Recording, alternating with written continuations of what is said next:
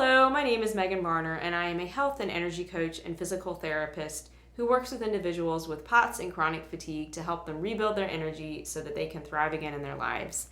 As I've shared in many of my other videos, I'm very passionate about helping this population as I myself have these conditions, along with a connective tissue disorder called Ehlers-Danlos syndrome that I have been navigating and am now thriving with. And I'm happy to say that with guidance, support, and motivation, you can step by step rebuild your energy and improve your quality of life. The topic for today's video is actually one that I struggled with for many years before I even knew I had POTS or chronic fatigue or EDS for that matter. And it's one many of my clients come to me asking what's going on.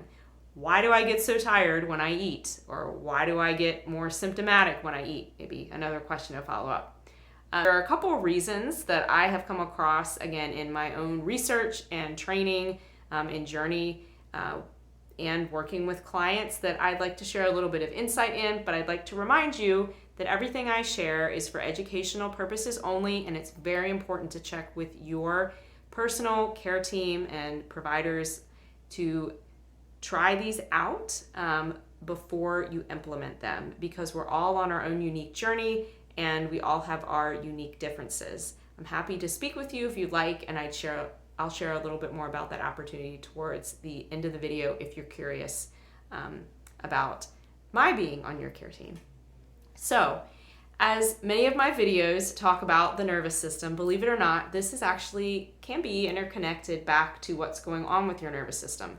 For those of us that have POTS, our nervous system oftentimes have difficulty shifting into a rest and digest mode, or the branch called the parasympathetic side of our autonomic nervous system, or the nervous system that helps govern all of our automatic processes like digestion and heart rate and breathing in our body. So we tend to get stuck with POTS in a state that's called fight, flight, or there's actually a state that's called freeze that shifts us more so into kind of a shutdown parasympathetic state. But in either the shutdown or the fight or flight sympathetic state, our digestion is not being prioritized. So when we eat, it can be rather taxing on the body and result in fatigue or start setting off some more alarm bells of stress, making our body shut down or making our body really drain its resources to try to digest our food. Because in that sympathetic state, we're not really having a lot of blood being shunted to our stomach. It's trying to flee from a real or imaginary stressor. So understanding a little bit about what's going on with your nervous system when it's in this more stressed state can be helpful. It can actually affect the levels of stomach acid that we have and other digestive enzymes that help us break down our food. It can thin our gut lining as well, which can result in potentially reacting to more foods, with our gut becoming more permeable, or some say leaky, and our immune system being activated with those particles releasing into our system. That can be the basis of some food reactions for some individuals. Others, we do have an all-out allergic response, which can definitely cause fatigue, along with other very significant like throat swelling or hives that you do want to get attention for. But just to point that out, gut health is something to consider along with the state of your nervous system when you're getting tired or having other reactions to your food. The gut and the immune system are very interconnected. It depends on what you read, but there's 70 to 80% of our immune system is housed in our gut. And when our immune system is having some challenges, that can definitely contribute to some reactions and notably contribute to fatigue. I bring this up because it was a big piece of my journey that I did not figure out for many years. And I wish someone had brought it up to me, and it took quite a bit of sleuthing and working with a couple different providers and doing some extended research on myself to rebuild my gut health. So there is hope there to rebuild it, as there is hope to learn how to shift the state of your nervous system. And I'll give you some tips a bit here and how some simple things to do before you eat. The timing of when you eat and the volume of what you eat is also something that can affect how you feel fatigue-wise, as primarily, but with the other symptoms. So if you're eating at a time when you're stressed, or eating at a time when your body has been put through a lot of either physical activity, or you haven't really gotten your system online for the day, it can again hit your system with more of a shock state and send your body into more of that stress response, making it harder to digest your food and making you potentially more tired. So figuring out the timing when you eat and spacing your meals so that you have some time to digest, especially if your food, your gut motility is slower and your food doesn't move through quite as easily. The volume of your food can also be something to think about when you're eating. This is brought up quite frequently, at least when you see GI doctors and my journey and talking to clients, but also on some of the different websites to support individuals with POTS like Dysautonomia International to have smaller, more frequent meals, because a really big meal can bring a lot of blood to your stomach, and that's normal. Your body, for those that don't have POTS, your body's trying to digest the food. However, when you have POTS and your body struggles to redistribute the blood back up to your heart and your brain, and a lot of blood gets shunted to that stomach and other digestive organ region of your body, you have less volume of blood elsewhere, causing fatigue, lightheadedness, dizziness. So thinking smaller, more frequent meals. Some say 4, some say 6. It's also important to consider the content of your meals. And I've talked about this with some other videos, and it really depends quite a bit where you are. And this is where working with either a health coach, a nutritionist, or a dietitian can really be helpful to figure out the optimal content of those meals to help you with your energy. Because oftentimes if you're eating a meal that's very high in carbohydrates, especially processed carbohydrates, think about, I used to crave it all the time, a big old bowl of chips or French fries, and you wonder why you feel so tired after you're eating. Those carbohydrates can be shooting your blood sugar up very high, and then your body's natural response is to release something called insulin to bring it back down, and that bringing it back down can make you feel really tired. Whew. I've had many of those times not realizing what was going on. And notably, those two things I mentioned, potato chips and French fries, are also higher in fat. And fat is not a bad thing, but when we eat large quantities of it in one particular serving or one meal, that slows our digestion down, and that can tax the body when it's having trouble moving food through. So being mindful of the amount of fat. Another piece is oftentimes if you have slower gut motility or have more symptoms when you eat, is to consider the amount of fiber.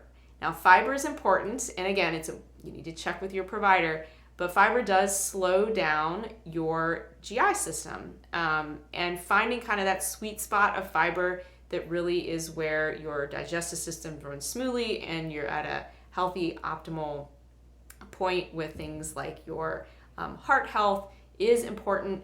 But if you eat a gigantic bowl of Wheaties, or if you eat a very large salad with lots of raw vegetables in it, I did that quite frequently. A, your stomach may not feel all that great, and B, it can make you really tired because your body's really taxed trying to digest all of that fiber that's slowing things down.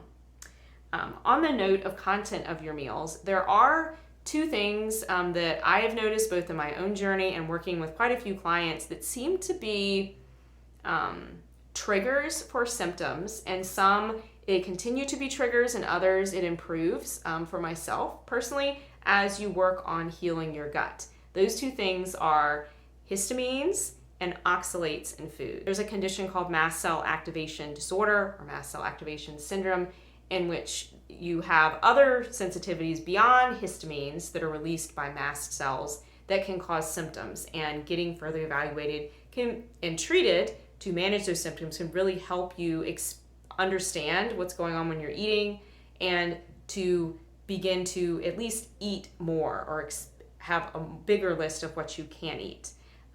However, for some of us, at least in my personal journey, is you just have a histamine intolerance to foods. Some foods have higher levels of histamine.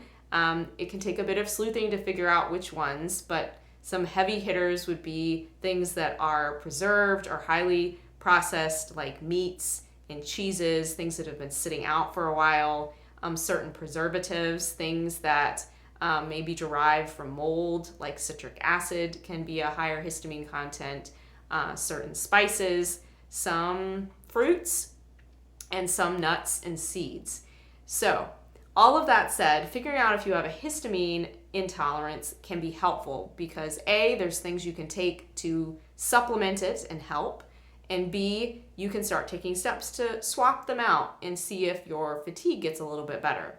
Oxalates are the same way, but just a tip, oxalates you got to reduce gradually, and working with someone like a coach or a dietitian or nutritionist to figure that out can be very helpful.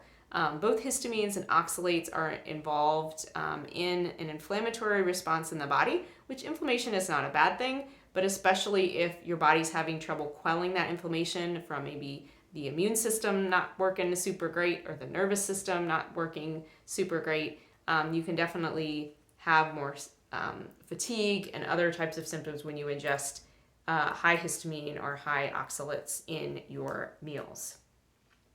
And chronic stress, if you're in a state of fight or flight, that said, can have effects on what is going on with your digestive enzymes and the levels of stomach acid.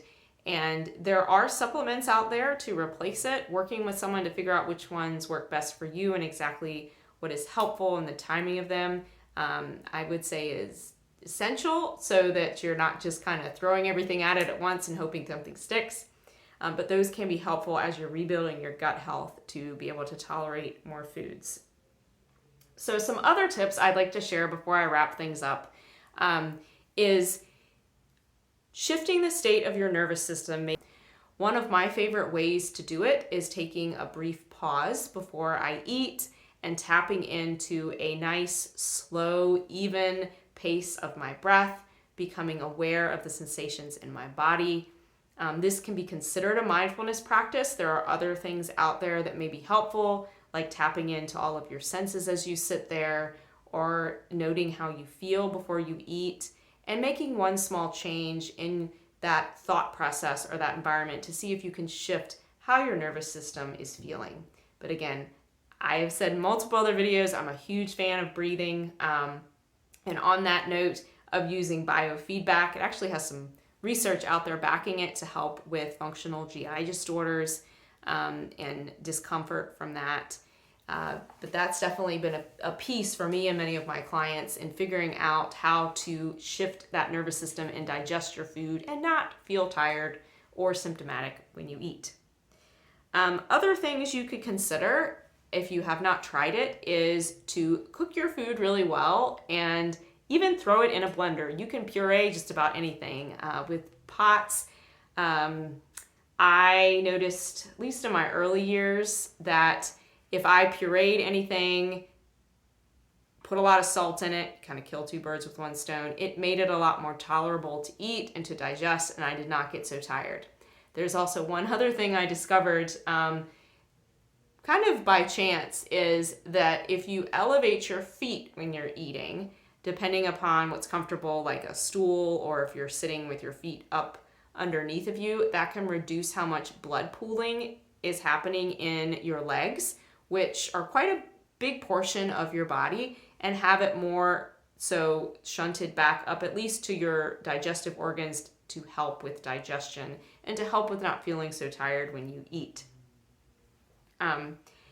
And if you're having trouble figuring out the histamine oxalate sensitivities that you may have or other food intolerances, it can be very helpful to keep a journal and see how your symptoms are day to day. And if all of this, especially the journaling piece, seems a bit overwhelming and you wonder, where can I start? I don't know what to start with. I'd love to talk to you. I do offer a 45-minute free consultation for any interested potential client. And it's a great time if you catch this video before the end of February, as I am running a $50 discount on my coaching packages. I will drop a link below this video if you would like to schedule a call with me. You're also welcome to email me at megan.varner@guidetoresilience.com. And remember, step by step, you can figure out how to rebuild your energy and start thriving again in your life.